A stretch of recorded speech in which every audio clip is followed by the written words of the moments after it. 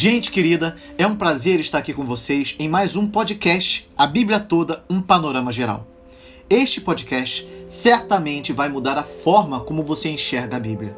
Hoje, nós falaremos sobre a geografia do Velho Testamento e sobre as 9 eras que compõem a história do Antigo Testamento. Nós vamos analisar os principais personagens, todos os principais eventos e todos os principais pontos geográficos para que você seja capaz de juntar essas pessoas e fatos na ordem cronológica apropriada e traçar o movimento geográfico na medida em que for lendo a Bíblia. Você verá que, de fato, um conhecimento da geografia vai te dar uma perspectiva sobre os eventos da Bíblia. Vai te ajudar a conhecer os nomes, as localizações, as posições relativas de lugares importantes. De outra forma, você vai passar por informações sem compreendê-las com maior profundidade, tornando a leitura bíblica menos interessante. Portanto, entender o tamanho e a localização das coisas e os relacionamentos e distâncias entre elas nos dá uma perspectiva muito diferente. Então, para começar nosso domínio da história da Bíblia, devemos começar por sua geografia, pois aquele que não conhece a geografia não conhecerá a história de maneira adequada. E se você é daqueles que tiravam ou tiram nota baixa em geografia, eu quero te encorajar dizendo que, para compreender a geografia do Velho Testamento e começar a entender melhor o mundo antigo, você não precisará de um grande conhecimento geográfico, porque, por incrível que possa parecer, toda a terra do Antigo Testamento é aproximadamente do mesmo tamanho do estado de Minas Gerais. Isso mesmo. Para começar a dominar a geografia da Bíblia, precisamos traçar uma estratégia que nos facilite nesse processo. Um bom começo seria a identificação das chamadas massas de água. E depois disso, nós podemos estabelecer as localizações que são relevantes no Velho Testamento. Porém, eu gostaria que você já tentasse memorizar 2 regiões muito importantes, principalmente quando o assunto é a geografia bíblica. O ideal seria que você tivesse um mapa em mãos, ou na tela do seu computador ou smartphone, para que você possa decorar essas regiões com maior facilidade. A primeira dessas 2 regiões que eu desejo que você memorize é a região do Crescente Fértil, que é o arco de terra que vai do Golfo Pérsico, que é onde desaguam os rios Tigre e Eufrates, eu já vou falar deles. Esse arco vai, então, do Golfo Pérsico até o delta do Nilo, região onde o rio Nilo se divide em vários braços para desaguar no mar Mediterrâneo, no norte do Egito, sendo uma planície com uma forma triangular, de onde provém o termo delta. A agricultura surgiu no Crescente Fértil e marca o início da nossa história, porque ela permitiu que controlássemos a nossa provisão de comida, e assim o homem foi capaz de se estabelecer num lugar, deixando de ser nômade, e avançar sua tecnologia, inventar a linguagem escrita, progredir suas técnicas comerciais e prosperar materialmente. Essas descobertas permitiram apelidar a região de berço da civilização. Foi recebido esse nome de Crescente Fértil, pois a forma geográfica da região assemelha-se a uma lua crescente e quando os rios transbordavam, fertilizavam a terra. A outra região que eu desejo que vocês tentem memorizar é onde as cidades ou estados e os escritos mais antigos que se tem notícia apareceram pela primeira vez. Eu estou falando da Mesopotâmia. A Mesopotâmia é um termo proveniente do grego antigo composto de mesos, que é meio, e potamos, que é rio, ou seja, terra entre 2 rios. É a área do sistema fluvial Tigre-Eufrates, o que nos dias modernos corresponde a aproximadamente a maior parte do atual Iraque e Kuwait, além de partes orientais da Síria e de regiões ao longo das fronteiras Turquia-Síria e Irã-Iraque. A Mesopotâmia, da Idade do Bronze, aproximadamente 3.300 anos antes de Cristo, abrigava a Suméria, além dos impérios Acadiano, Babilônico e Assírio, todos nativos ao território do atual Iraque. Na Idade do Ferro, aproximadamente 1200 a 100 a.C., era controlada pelos impérios Neo-Assírio e Neo-Babilônico. Os povos sumérios e acádios, incluindo assírios e babilônios, dominaram a região desde o início da história escrita, aproximadamente 3100 a.C., até a queda de Babilônia no ano 539 a.C., quando foi conquistada pelo Império Persa, que caiu com Alexandre o Grande no ano 332 a.C., e após sua morte, tornou-se parte do Império Seleucida, um estado helenista de cultura grega. Vamos agora falar sobre as massas de água de toda a terra do Velho Testamento. Eu falarei sobre 8 massas de água: o Mar Mediterrâneo, o Mar da Galileia, o Rio Jordão, o Mar Morto, o Rio Nilo, o Rio Tigre, o Rio Eufrates e o Golfo Pérsico. Vou começar com o Mar Mediterrâneo. A terra do Velho Testamento fica ao leste do Mar Mediterrâneo, que é um lindo mar azul. O termo Mediterrâneo deriva da palavra latina Mediterraneus, que significa entre as terras. O Mar Mediterrâneo é um mar entre a Europa, África e Ásia. Desde a antiguidade, o Mar Mediterrâneo foi uma zona privilegiada de contatos culturais, intensas relações comerciais e de constantes confrontos políticos. Foi às margens do Mediterrâneo que importantes civilizações floresceram, se desenvolveram e desapareceram. Alguns dos povos que habitaram as costas do Mar Mediterrâneo são os egípcios, os cananeus, os fenícios, os hititas, os gregos, os cartagineses, os romanos, os macedônios, os berberes, os genoveses e venezianos. A sua área é aproximadamente 2,5 milhões de quilômetros quadrados, sendo o maior mar interior continental do mundo. E em relação ao Mar da Galileia, é importante sabermos que ele também é conhecido como o Mar de Tiberíades ou Lago de Genezaré. Na verdade, ele é um lago de águas doces com 11 km de largura e 22 de comprimento. Fica a 58 km do Mediterrâneo, não fica tão longe assim, não é? O seu afluente principal é o Rio Jordão, que vem do Monte Hermon, e de Cesareia, de Filipe, e que é também o seu efluente, seguindo depois para o Mar Morto. O Mar da Galileia fica a 213 metros abaixo do nível do Mar Mediterrâneo e é considerado um mar isolado por não ter nenhuma ligação com outros mares ou oceanos. Nos tempos do Novo Testamento, ficavam nas suas costas a cidade de Tiberíades, fundada por Herodes Antipas ao tempo da infância de Jesus, Cafarnaum, Betsaida, Genezaré e Magdala, entre outras. Hoje, Tiberíades é a localidade principal nas margens do lago. A nordeste deste lago ficam as colinas de Golã. Segundo a Bíblia, grande parte do ministério de Jesus decorreu nas margens do lago de Genezaré. Naqueles tempos, havia uma faixa de povoamentos à volta do lago e muito comércio e transporte por barco. No entanto, sabe-se que a Galileia era uma região mais pobre do que a Judéia, de modo que a população do local atravessava momentos difíceis durante o primeiro século da Era Comum. Os evangelhos de Marcos 1, versículo 14 ao 20, e Mateus 4, versículo 18 ao 22, descrevem como Jesus recrutou 4 dos seus apóstolos nas margens do lago de Genezaré: o pescador Pedro e seu irmão André, e os irmãos João e Tiago. Um famoso episódio evangélico, o Sermão da Montanha, teve lugar numa colina com vista para o lago, e muitos dos milagres de Jesus também aconteceram aqui: caminhada pela água, acalmar uma tempestade, alimentar 5.000 pessoas e muitos outros. Em relação ao Rio Jordão, ele flui do sul do Mar da Galileia, e viaja por uns 105 quilômetros para terminar no Mar Morto. Muitos se surpreendem ao ver quanta história aconteceu ao redor desse pequeno rio. A característica principal do Rio Jordão é o seu progressivo aumento de salinidade à medida que avança para o Mar Morto. De fato, penetra doce no lago de Tiberíades, mas saliniza a partir daí até chegar ao Mar Morto. O Rio Jordão foi cenário para diversas histórias da narrativa bíblica. Dado o grande alcance das religiões abraâmicas do mundo, o Rio Jordão assume grande importância histórico-cultural. Segundo a narrativa bíblica, o povo de Israel atravessou o rio a seco, segundo o livro de Josué, capítulo 3, versículo 17. Também foi atravessado a seco pelos profetas Elias e Eliseu. Por intermédio de Eliseu, segundo a Bíblia hebraica, houve 2 milagres no Jordão: a cura de Naamã, por ter mergulhado 7 vezes no rio, e o flutuar do ferro de um machado, Segundo livro de Reis, capítulo 5, versículo 14, e segundo livro de Reis 6, versículo 6. De acordo com os evangelhos, João Batista desenvolveu a sua pregação nas proximidades do Jordão, onde Jesus foi batizado, e não terá sido longe daí que decorreu o período das suas tentações. Atualmente, o Rio Jordão é uma das maiores fontes de água de Israel, Cisjordânia e Jordânia.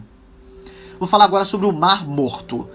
Com o formato de um gigantesco cachorro-quente, com uma mordida no terço inferior, o Mar Morto está no fundo do mundo.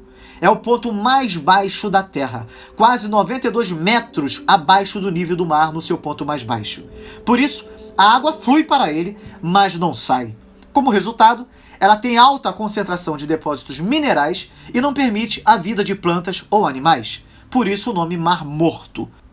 O Mar Morto era a grande reserva de sal, indispensável para a conservação de peixes. Agora eu vou falar sobre o Rio Nilo. O Rio Nilo é o rio mais extenso do mundo. O segundo é o Amazonas. No entanto, há discussão em relação a isso, tá? O Rio Nilo recebe o posto de rio mais famoso do mundo pela maioria dos estudiosos. O Nilo corre pelo coração do Egito, espalhando-se em muitos dedos e se esvaziando nos braços do Mediterrâneo. Os egípcios, gregos e hebreus foram os povos que mais utilizaram o Nilo ao longo da história. Em termos históricos, ele foi essencial para o desenvolvimento de uma das civilizações mais intrigantes e enigmáticas, a civilização egípcia. O clima árido e seco do Egito torna a sua ocupação um grande desafio. Mas graças ao rio e às suas cheias fertilizantes, o desenvolvimento egípcio conheceu tempos de glória, de riqueza e de magnitude. De fato, as chuvas na Etiópia abastecem o Nilo, dando vida ao Egito. Heródoto, grego conhecido como o pai da história, denominou o Egito como uma dádiva do Nilo, em alusão à importância desse rio para o crescimento e consolidação dos egípcios enquanto sociedade imperial. Suas cheias movimentam os nutrientes do rio, trazendo à tona, durante o período de estiagem, grande quantidade de humus e adubo natural. Por isso, as cidades mais importantes dos países em que há o curso do Nilo estão em suas margens ou em áreas próximas. Vou falar agora sobre os rios Tigre e Eufrates. Esses são dois rios gêmeos. O rio Tigre fica no lado oriental. Ambos correm por quase 1.500 quilômetros cada um, antes de se juntarem e desaguarem no Golfo Pérsico.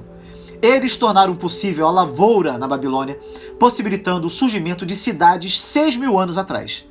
Eles são dois dos 4 rios do paraíso, resultantes da divisão do rio sagrado que passava pelo Jardim do Éden. Os outros dois eram o Pison, ou Fison, que rodeava a terra de Avilá, que é um dos filhos de Joquitã, da descendência de Sem. E nessa terra, como nos diz o relato bíblico, havia ouro. E também o rio Gion, tá? Que segundo o historiador Flávio Joséfo, seria o rio Nilo. E o Pison seria o rio Ganges, que é um dos principais rios do subcontinente indiano. Mas ninguém pode afirmar isso com certeza. O Tigre e o Eufrates correm no atual Iraque. Eu vou falar agora sobre o Golfo Pérsico.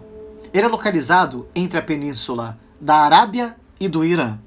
Essas 3 últimas massas de água, o Tigre, o Eufrates e o Golfo Pérsico, foram as fronteiras orientais das terras do Antigo Testamento.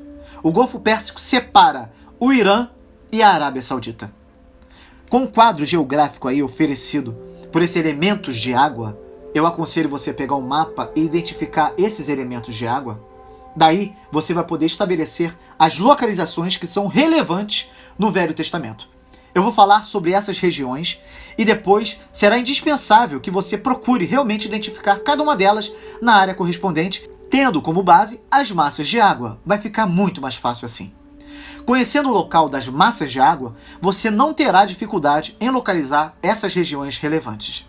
Na verdade, a primeira região que você precisa conhecer, nenhum mapa do mundo vai poder te ajudar a localizar. Eu estou falando do Jardim do Éden. Se você encontrar um mapa com a localização do Jardim do Éden, você pode jogar fora, porque ninguém sabe a localização exata do Jardim do Éden. Em Gênesis 2, o nome Éden pode ter uma de 2 origens. A palavra suméria Éden, que significa estepe ou campo aberto, ou a palavra semítica idêntica, denotando luxúria ou deleite. Nas Escrituras, Éden não é apenas o nome do jardim no qual os primeiros humanos residiram, mas também a representação metafórica do jardim de Deus, o local da habitação de Yahvé. Pode conferir em Isaías 51, versículo 3, Ezequiel 28, versículo 12 ao 15 e 31, versículo 8 ao 18. A localização exata do Éden permanece um mistério, como eu já falei. Gênesis 2, versículo 8, revela que o Senhor plantou um jardim no Éden para os lados do leste. Isso sugere uma localização a leste de Canaã. Além disso, a Bíblia associa 4 rios ao Éden, como eu já falei: o Pison, o Gion, o Tigre e o Eufrates. Gion é possivelmente o equivalente hebraico para transbordar, e o Pison se entende ser a forma do verbo semítico fluir. São 2 rios não tão difíceis de serem identificados. Uma fonte chamada Gion abastece Jerusalém, mas sua localização não coincide com a rota através da terra de Cuxi, como nos ensina o versículo 13 do capítulo 2 de Gênesis. Muitos estudiosos, assim como Flávio Joséfo, identificam Gion como o Nilo, pois Cuxi, às vezes, é associado com a Núbia, ao sul do Egito. Mas se tal associação estiver correta, as informações bíblicas sobre a localização do Éden não fazem nenhum sentido, porque essa região em lugar algum converge com o Tigre e o Eufrates. Outros identificam Cuxi com a terra dos Cassitas, a leste do Tigre, também conhecida como Cus, nos tempos antigos. Essa teoria faz mais sentido. Finalmente, outros ainda afirmam que o Gion e o Pison eram canais ou afluentes do Tigre e do Eufrates. No entanto, surge outro desafio: determinar a relação dos 4 rios com o único rio que passava pelo Éden, regando-o.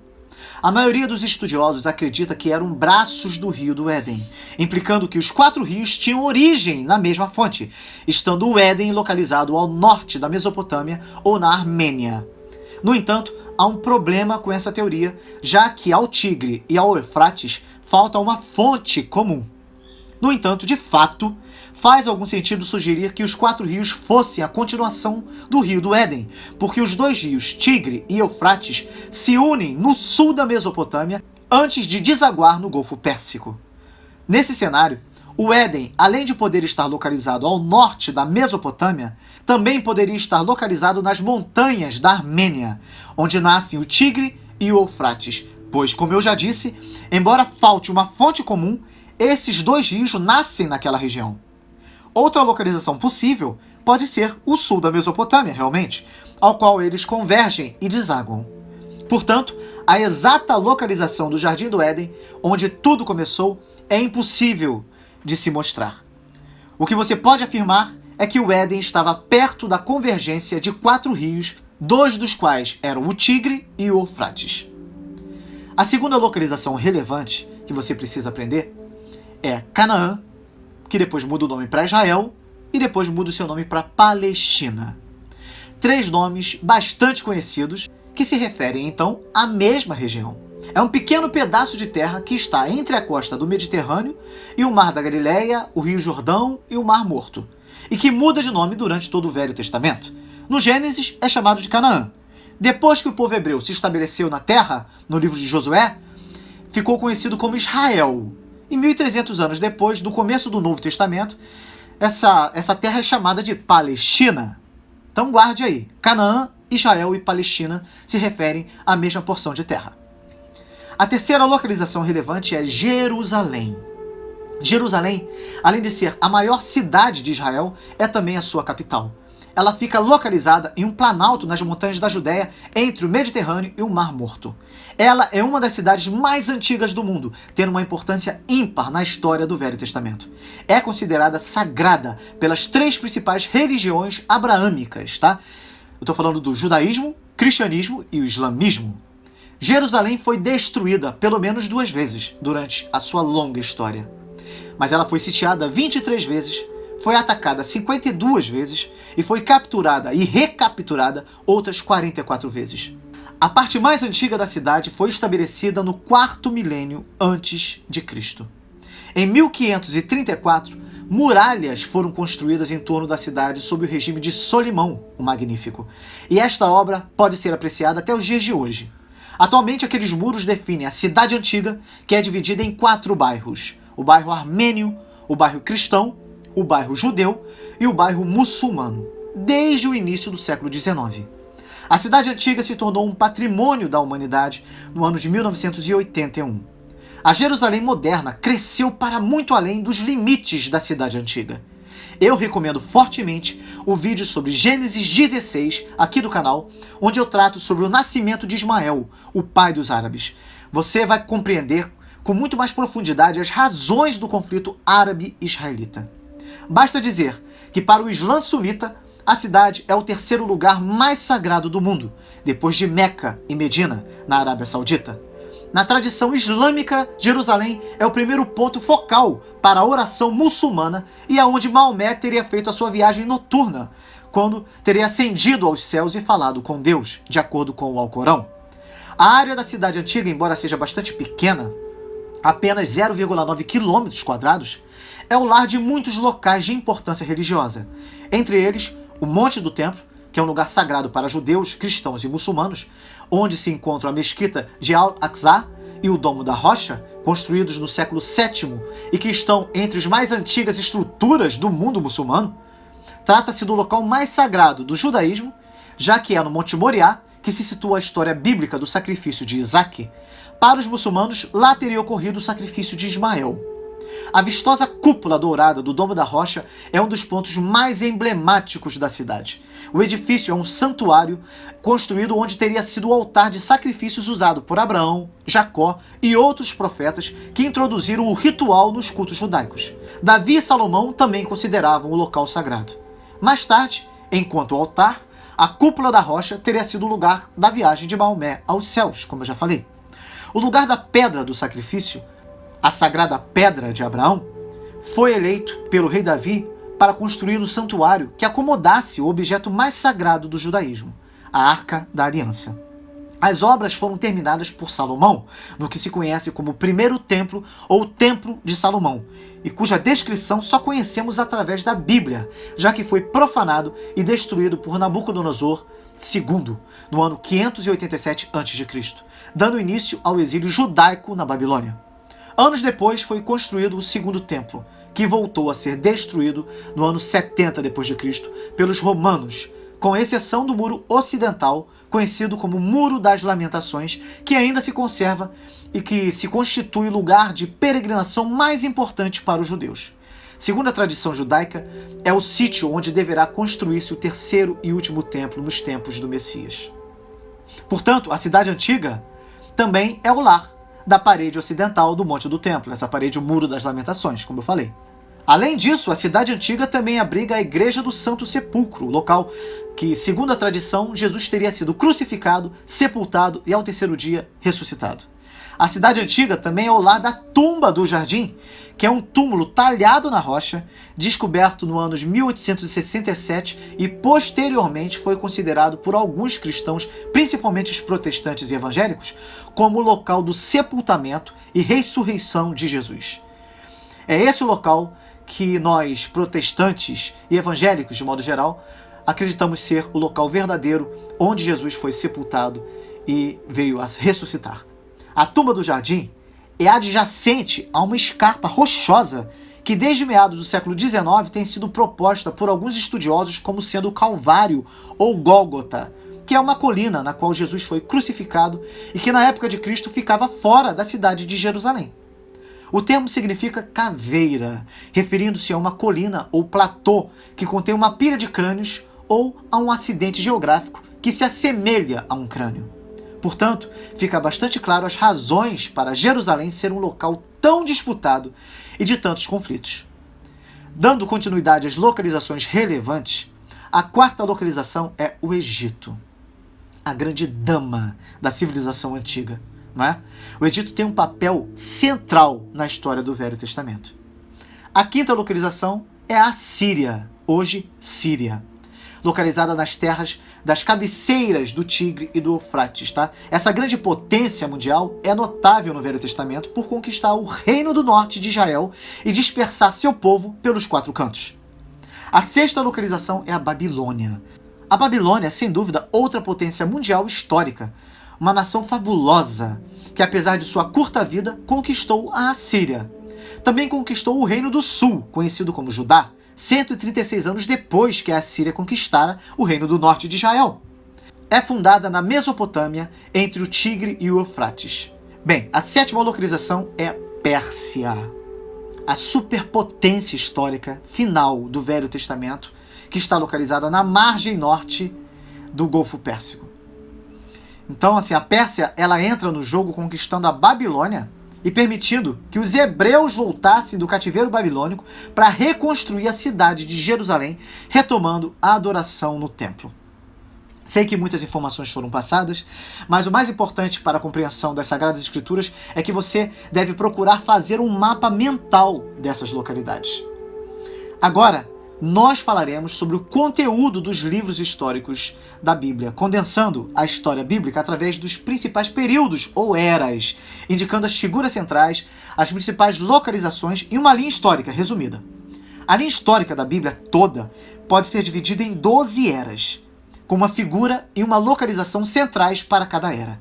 9 das eras estão localizadas no Velho Testamento e 3 são encontradas no Novo Testamento. Por enquanto, vamos trabalhar somente com o Velho Testamento. A linha histórica é resumida e os eventos do Novo Testamento serão acrescentados no momento apropriado. As 9 eras principais do Velho Testamento são: a primeira, criação. A criação do mundo e do homem e os primeiros eventos. Qual a principal figura dessa era? A principal figura é Adão, o primeiro homem. Façamos o homem. O termo homem é a palavra hebraica Adão, que é um jogo óbvio sobre o termo hebraico para chão, Adamá. O termo também pode significar vermelhidão. Muitos estudiosos acreditam que isso se refere à humanidade ser formada a partir das terras vermelhas ou do barro do Vale do Tigre e Eufrates. A localização é o Éden. E qual a descrição que podemos fazer então? Quando pensamos na era da criação, devemos pensar em Adão. Isso deve nos levar a considerar a localização. No caso de Adão, a localização é o Éden. O Jardim do Éden é o local no qual os primeiros humanos residiram. A segunda era é a era dos patriarcas. Então grave aí, patriarcas. O nascimento do povo hebreu aconteceu por meio de uma família de patriarcas, cobrindo um período de 200 anos. A figura central dessa era é Abraão, o primeiro patriarca. A localização é Canaã. E qual a descrição que nós podemos fazer? Você verá que Abraão migra de Ur dos Caldeus, perto lá do Éden. Muitos acreditam que seja assim, mas é difícil de você determinar, como eu já expliquei, né? Migra de Ur dos Caldeus para Canaã, onde ele e os outros patriarcas vivem até a época da escravidão no Egito. A terceira era é a era do Êxodo. O êxodo do povo hebreu quando escapa de mais de 400 anos de escravidão no Egito. Qual a figura central?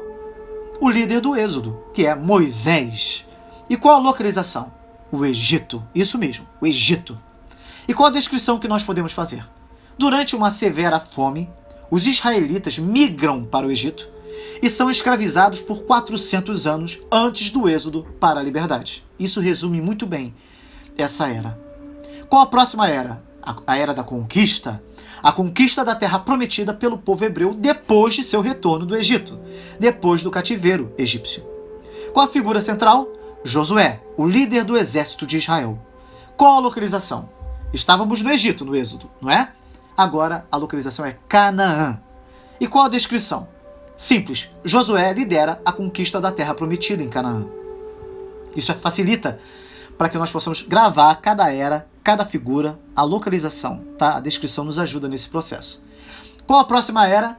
A era dos juízes, que foi um período de 400 anos durante os quais Israel é governada pelos juízes. Qual a figura central? O juiz mais famoso? Sansão.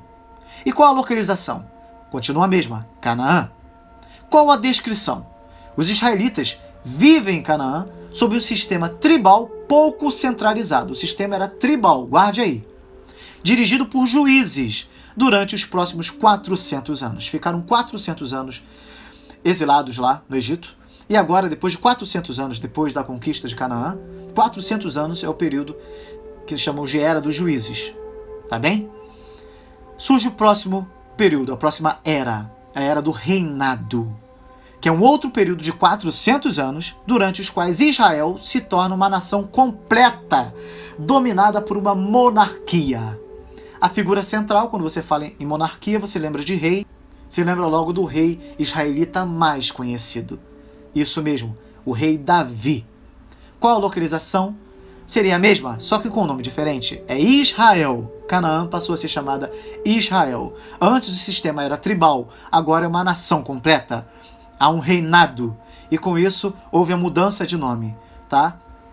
Então, com a formação, essa é a descrição. Com a formação de uma monarquia formal, a terra agora é chamada pelo nome nacional de Israel. A próxima era, a Era do Exílio. Um período de 70 anos durante os quais os líderes de Israel vivem no exílio, com a nação tendo sido conquistada por países estrangeiros. Qual a figura central do exílio? Daniel. Ele foi o maior profeta do exílio. Qual a localização? Babilônia. Saímos agora de Canaã, que foi chamada de Israel, para Babilônia. Então, qual a descrição que nós podemos fazer para memorizar? Por causa do julgamento pela corrupção moral nacional, Israel foi conquistada por nações estrangeiras, finalmente forçando seus líderes a 70 anos de exílio na Babilônia, sob o rei Nabucodonosor. Saímos agora da Era do Exílio e entramos na Era do Retorno. O que significa? É o retorno dos judeus exilados para Jerusalém a fim de reconstruírem a cidade e o templo. Ciro, o rei persa, emitiu o decreto que permitiu aos judeus regressarem a Jerusalém e edificarem a casa do Senhor. Você pode averiguar isso no segundo livro de Crônicas, capítulo 36, versículo 22, e em Esdras 1, versículos de 1 ao 4. Figuras. Qual a figura central? Esdras, o líder central do retorno. Embora Zorobabel tenha sido o líder central da construção do templo, tá? Esdras foi o líder central do retorno. Qual a localização? Jerusalém. Qual a descrição nós podemos fazer para memorizar? Dizer que os israelitas exilados ganham a permissão de voltar a Jerusalém para reconstruir a cidade e o templo, mesmo permanecendo sob o domínio da Pérsia. Eles continuavam sob o domínio do Império Persa. A nova era e a última é a Era do Silêncio, que é um período final de 400 anos entre o fechamento do Velho Testamento e a abertura do Novo Testamento. A figura central aí, podemos dizer que são os fariseus, os líderes religiosos. E a localização? Jerusalém. Não mudou a localização, tá? E a descrição? Apesar de o domínio da terra mudar da Pérsia para a Grécia e depois para Roma, Israel tem a permissão de adorar em Jerusalém sem problemas durante os próximos 400 anos de silêncio. Você vai entender isso de maneira mais profunda na medida em que formos estudando mais a fundo cada era. Para facilitar a nossa compreensão do movimento do povo de Deus no Velho Testamento, durante as grandes eras que acabamos de aprender, podemos traçar um desenho mental. Tente fazer isso. Você vai ser capaz de mentalizar, de memorizar essas regiões com o auxílio de um mapa. É necessário que você pegue o mapa e dê uma conferida em cada uma dessas áreas. Depois, você vai começar a mentalizar cada uma dessas áreas. Você vai conseguir fazer isso sem o auxílio do mapa, tá bom? A história começou no Éden, na era da criação. Depois foi para Canaã, na era dos patriarcas. Depois foi para o Egito, na era do Êxodo. Depois voltou para Canaã, na era da conquista. Permaneceu em Canaã, na era dos juízes. E com a formação de uma monarquia formal, a terra de Canaã passa a se chamar Israel na era do reinado. Depois o povo de Deus foi levado cativo para a Babilônia. O Império Babilônico era comandado por Nabucodonosor. Esta é a era do exílio. Depois o Império Babilônico foi conquistado pelo Império Persa, comandado por Ciro. Ciro emitiu um decreto que permitiu aos judeus edificarem uma casa ao Senhor em Jerusalém. Portanto, eles saem da Babilônia para Jerusalém, na era do retorno. Eu gostaria de dizer que se você memorizar essas localizações, assim como os personagens principais e os acontecimentos principais abordados aqui, você já possuir uma boa fundação sobre a qual irá construir um edifício firmado sobre a rocha. Nas nossas próximas aulas, nós vamos começar a nos aprofundar bastante em cada uma dessas 9 eras do Antigo Testamento, que tratamos hoje aqui, e após, nas eras do Novo Testamento. Há um vídeo aqui no canal que você precisa assistir. Se você ainda não é inscrito no Música e Teologia, Edgar de Oliveira, você precisa se inscrever, pois há muito conteúdo lá. O livro de Gênesis está sendo interpretado versículo por versículo, assim como o livro de Apocalipse. E ainda temos a série sobre a história da igreja cristã, que é imperdível, e você ainda conta com o nosso devocional diário, nossa rede de oração e intercessão, além do nosso podcast aqui, né? Então o conteúdo é bastante completo para quem deseja aprender a Bíblia, a história da igreja, além de desenvolver a prática da oração. E nós ainda temos muitos louvores especiais. Você pode ouvir esses louvores acessando a nossa playlist. Certamente você vai gostar. Aproveite para se inscrever e compartilhar também esse conteúdo maravilhoso, tá bem? O vídeo que eu gostaria de recomendar é sobre o capítulo 17 de Gênesis, o pacto da circuncisão e a história de Israel. Esse vídeo traz um relato maravilhoso, um retrato glorioso da história do povo judeu. Isso vai facilitar muito a sua compreensão de todo esse movimento do povo de Deus através da história.